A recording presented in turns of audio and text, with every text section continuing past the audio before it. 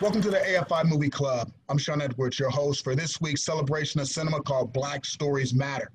This is a partnership between AFI and Universal Pictures, and thanks to them, every movie this week is free for rental. And today's movie is Straight Outta Compton, and we're talking to none other than Ice Cube. What's up, Cube? How are you, man? Pretty good, man. How you doing? You know what? Considering everything that's going on, I'm doing okay. I'm really am just doing okay. How are you feeling? You know, I'm pretty good, man. You know, thanks for having me on. Just ready to go, you know.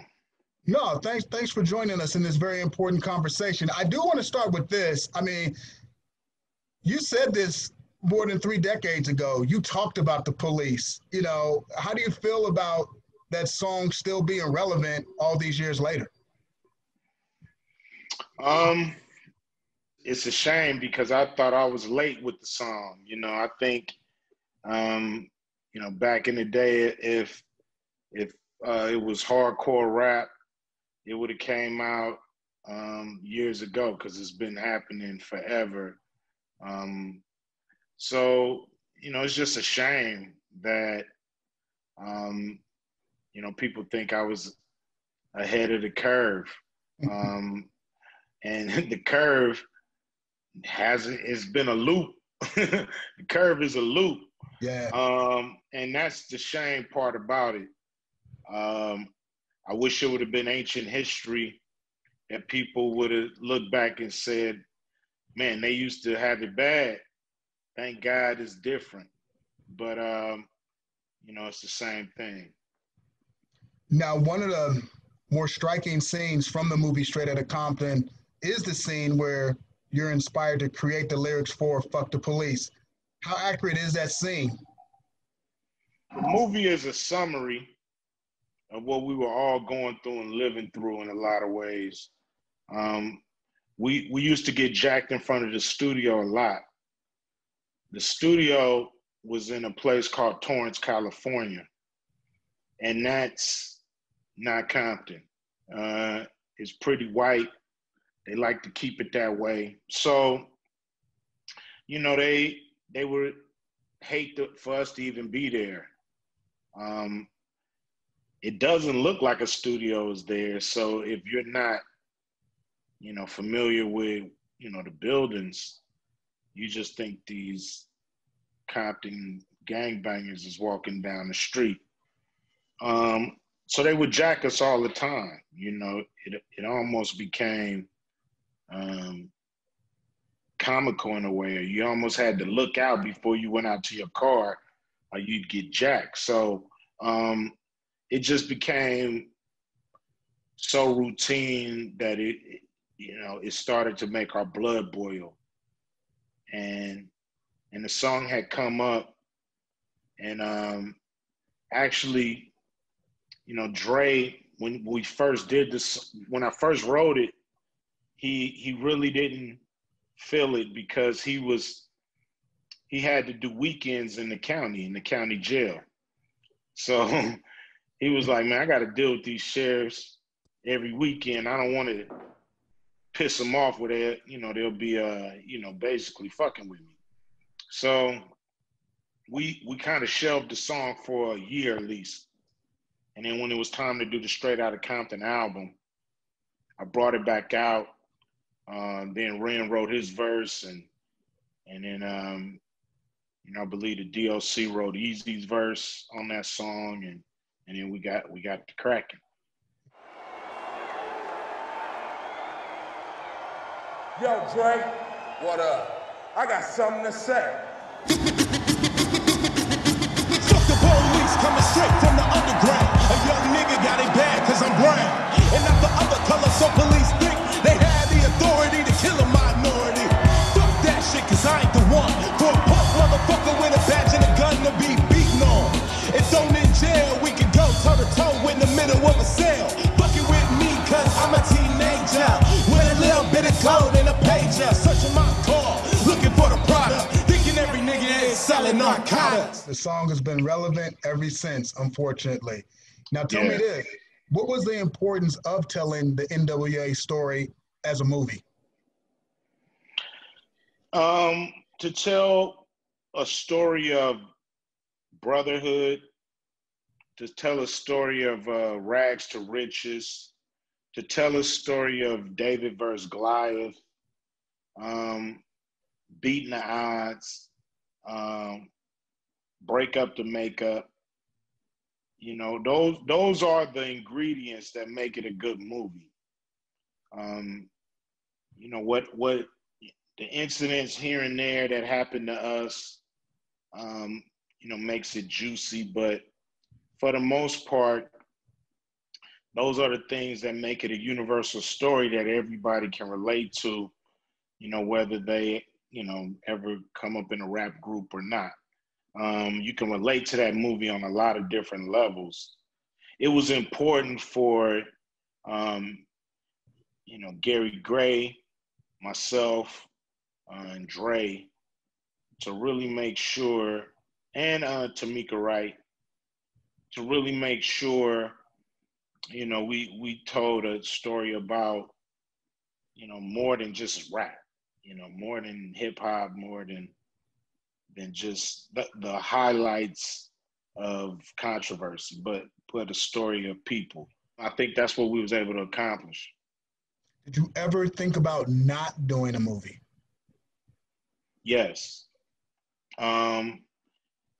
With something like this, when it comes to, you know, basically your life in a way, if you can't do it right, you don't do it at all.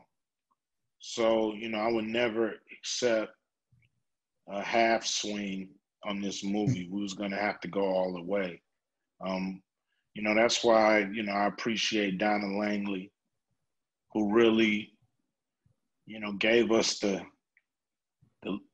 you know, leeway, so to speak, to tell our story without too much, you know, interference. She, from the studio, not from her, but from the studio, she had to tell me at one point that, hey, Q, you're not making an independent movie, you know what I mean? Let us know. Right. Let us know the shooting schedule and what's going on, you know? So I appreciate, you know, the trust, you know, that her, you know, Jeff Shell, you know, the people that run the day-to-day at Universal Right. was really giving me the leeway to tell the story that needed to be told in the way it needed to be told. Now, you brought up a good point where Donna Langley, who at the time, what was her title with Universal at the time of this movie? She was chairman of production, lead, Right, you know, that's what I thought. So went she's through pretty her, up yeah. there, right? Yeah, Right. So yeah. you were so used to, because by this point in your career, you had become a tremendous filmmaker in your own right, a mogul. You know, you've done a ton of movies, and so you had to learn how to do this their way. But would this movie have even been made if you weren't introduced to the industry through John Singleton and being cast in his 1991 movie Boys in the Hood? I don't think so. You know, and if it did, it wouldn't have got done in the right way.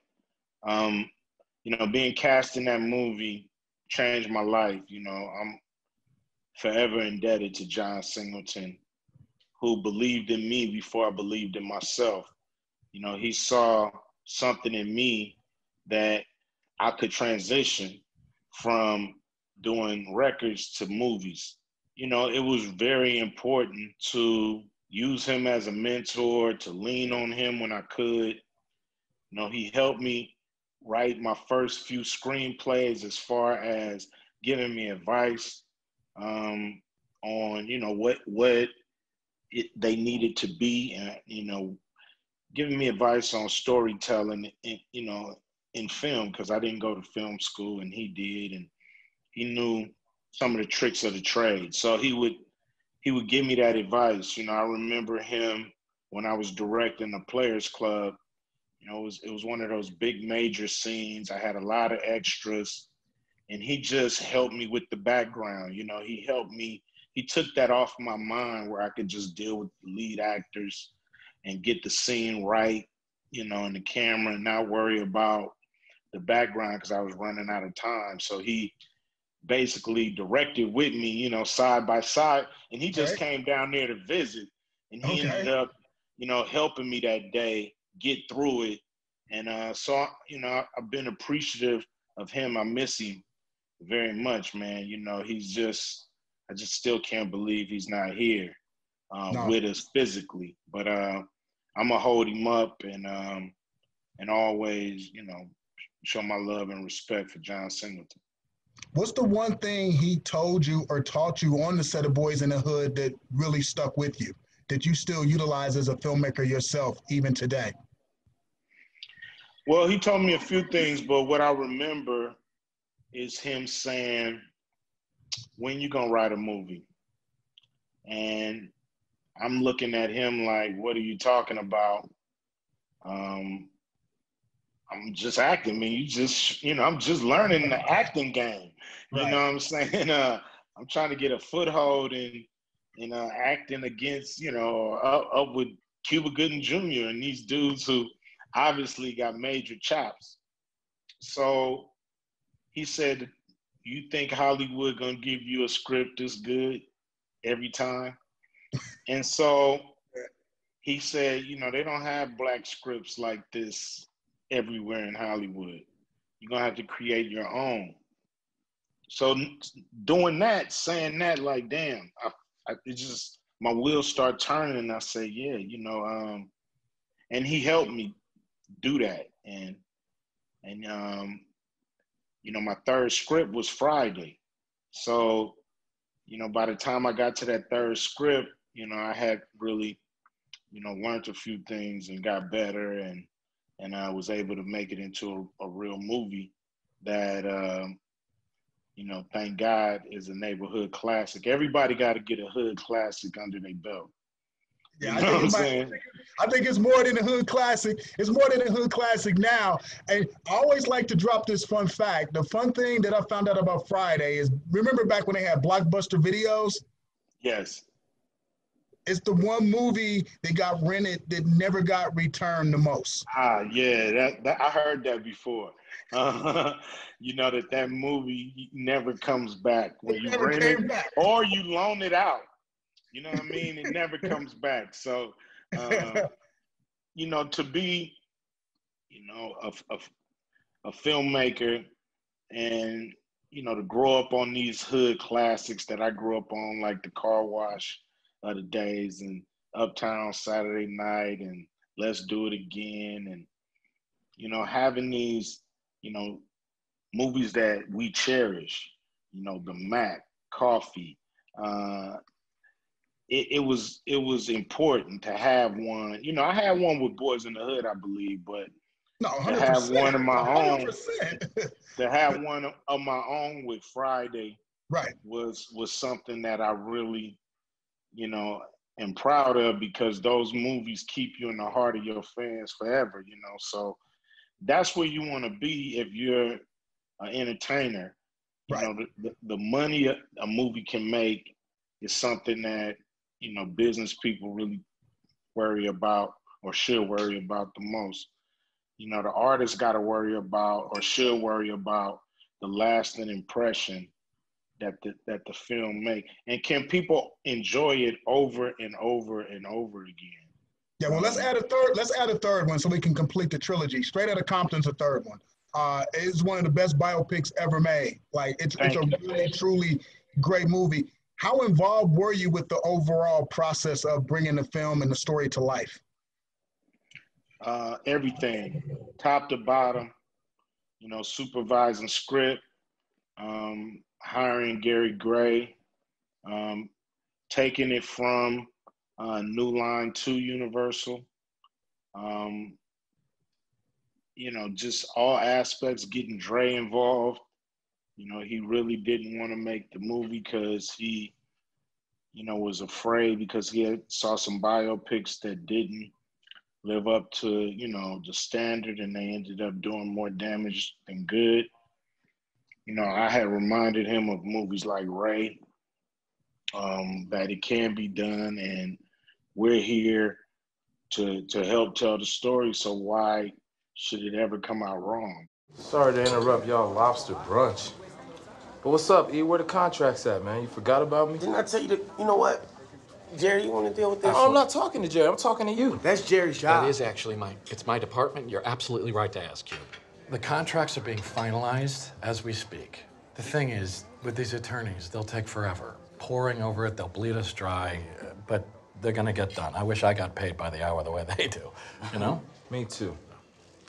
I just want to know what's going on since I did write a lot of lyrics on this record. Everybody knows how important you are, Cube.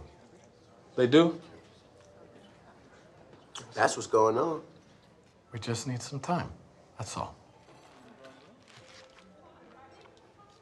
Everything probably all right. I must be tripping.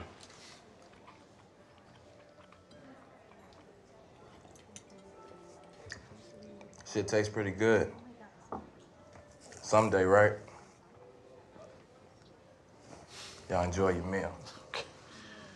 We have an AFI Conservatory Fellow, Duran Jones, who wants to weigh in and ask you a question, Ice Cube. Man, what's up, Q? What's up with you? This is an honor, brother. I appreciate everything that you've done, man. I actually, I came to AFI as an independent hip hop artist, which is where I started, and I made my first short film off of a EP that I did, and kind of the rest was history and brought me here. And I've learned just so much through watching you, brother. So I gotta give you those roses while you're here. Thank you. I appreciate that. Man, so I'm gonna try to get to the question, man, but I just had to get that off my chest. But I think one of the things I learned most from hip hop as an independent artist is that the game is all about ownership. And I think that's one of the underlying themes that we see reflected in your early career with NWA, is that y'all didn't have a whole lot of ownership. So I'm wondering, as you approach this film, what steps did you take towards owning that story? And how do we take note of that as producers and content creators of color in the future? Well, you gotta kind of, in a lot of ways, get in where you fit in a lot of ways. When it comes to ownership, the old saying, owning 100% of nothing don't do you too much good. So you got to know when you need other aspects or other like-minded people to make your dreams come true. You see what I'm saying? So, with a movie like Straight Outta Compton, of course, we could have raised the money and shot the movie independently and went to go sell it. But having a studio like Universal invested, I wanted to make sure when you do a movie about yourself that it has the prestige, that it's able to stand on the grand stage with other movies and be respected all over the world. So that was a goal of mine, as well as getting the movie made. So in doing that, you link on with a company like Universal, and even though you're giving up some of the ownership, you're still presenting the project that you want to get out there. And then there's other projects that might not need that much prestige off the gate as far as the stage. And you can do it on the, whatever level you want to put it out on. And then that way you might want to own 100% of that. So you just got to know what's your goal, besides ownership, but what's your goal when it comes to, releasing, marketing, and also understanding that each thing you do is a step towards the thing you want to do. So, you might have to take steps to get to that ultimate project. I would have never tried to do a movie like Straight Outta Compton earlier in my career, because I wouldn't have had the cachet with somebody like Donna Langley to, have the freedom that I had to make the movie with Gary Gray and, Scott Bernstein and Dre. and Tamika Wright. So you just gotta, really know what's your, ultimate goal. And sometimes giving up a little ownership here will get you to a spot where taking all the ownership on another project is the move, because you've raised your cachet up. I don't know if I'm, rambling, but for the most part, that's it. You just really got to know when it's, in your best interest to give up ownership. Because right now, anything come out your head, you own 100% of it. So you can always start with 100%, and then as you want this project or whatever to grow, think about, who deserves pieces of that. So that's my advice on that. No, thank you. That makes a lot of sense. I actually that's helping me a lot, because I have a pitch to Legendary today, who I think actually helped y'all with Straight Outta Compton. But what I'm hearing is it's kind of about the leverage, which I mean, leverage is great, but it's also about working with great people that understand the vision. Sometimes that's just as important as the dollar amounts that you're going to get, is to be able to work with the right people. Because the worst thing is people give you money, but they don't get it, and they hassle you the whole way through the project, and it comes out not all the way what you think it should be. I would rather work with people that get it, understand it artistically, and might not give me all the dollars that I want, but artistically, I can basically live to see another day, because we don't get too many shots to fail in this industry. So you want to make sure the project can come out dope. And so if Legendary is saying what you want to hear when it comes to creatively, then you may want to compromise a little bit on the dollars. You got to get to a position of strength and power before you can start really using leverage, because you actually have none. You walk in there with a good idea and they get them all the time. So each project you do is a rehearsal for your next project, because more people are going to probably see your work than get a meeting with you. So you got to make sure you're putting out home runs every time you can, and not just like somebody give you ownership, but you don't present it right. It's not going to do you no good. Yeah. Solid advice. Solid advice. Duran, thanks for that question. Q, thanks for that advice.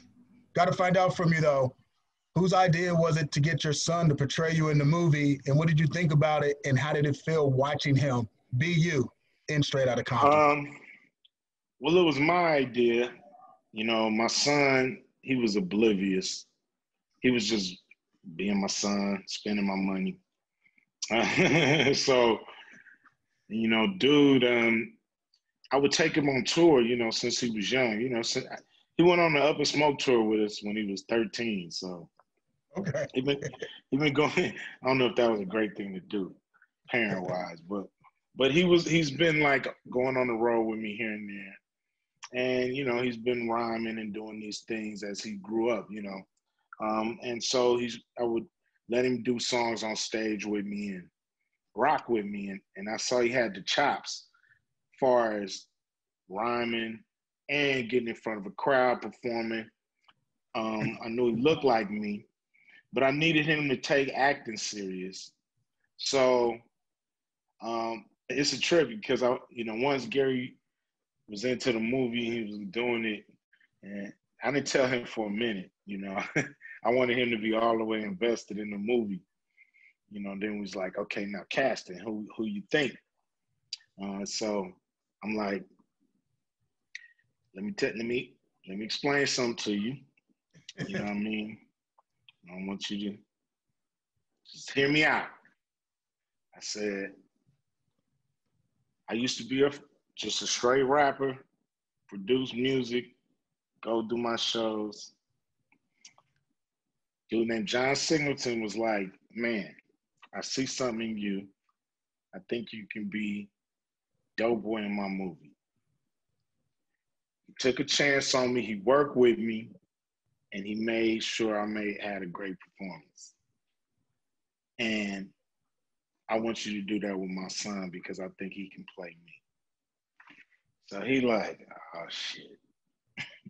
He was like, Q, I thought we was making a serious movie here, man. I said, we are. Gary, we making a serious movie. I would not ask you this if I didn't think he could do it. I said, put him through any kind of test you want to. Put him through the ringer. And if he can't do it, I'll back off of this. So that was started the ball rolling. So then I had to go to my son.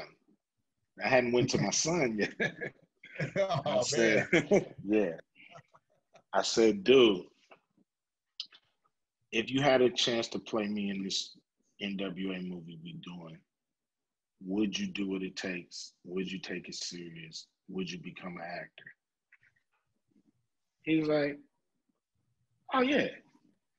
That answer didn't satisfy me. You know, that was too, sure, why not? So I said, So then I started to put him through the ringer, you know, acting classes. I had him work out here in LA. I sent him to New York to work with a few people. Then, you know, we just was giving him all kind of exercises to really do to see if he was on it. And then he started to get into it. He started to, you know, connect with his acting coaches when I wasn't hooking it up. Okay. To just go do playhouses and, you know, to really just exercises and things like this. He got serious. He got serious. Yeah, he got bit by the bug. So I'm like, oh, this gonna work. So he had the audition. So he said when he went to the audition, I wasn't there. He said when he went to the audition, there was 4 other cubes there. So he was like, oh, hell no. Hell no. I gotta get this. So then that just took him to another level. And so he just housed it. Then he had to do a screen test. So Universal, you know, gave him the okay, you know, which was a relief to me, you know, that because they screen tested those other actors too. And so he got it, you know, off his chops. You know, I couldn't hand it to him. Yeah, he but earned it. I could set him up real good, but he still had to get over the hump and earn it. So, you know, that's why I was proud of him. And he housed it. You know, I couldn't imagine nobody else doing it at this point. No, I know. I love the fact that you made him audition. That was great. Now, before I get to this last question, I got to find this out because you brought his name up several times in the course of our conversation. Was F. Gary Gray always the guy you knew had to direct Straight Outta Compton? Because he did some of your early music videos and he directed Friday. Yeah, I mean, it was actually between him and John Singleton, to be honest. You know, those two came down. That was, you know, a couple of other names had come up, you know, Antoine Fuqua. You know, I had a place in my heart for both John and Gary. You know, for both, you know, for different reasons, you know. Right. But pretty much the same. You know, both of these guys are guys that we grew up in the business together and we helped each other become each other, you know. So Gary just was more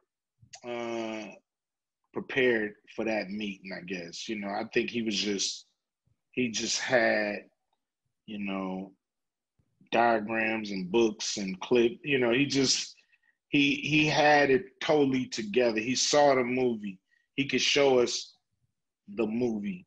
And so he ended up,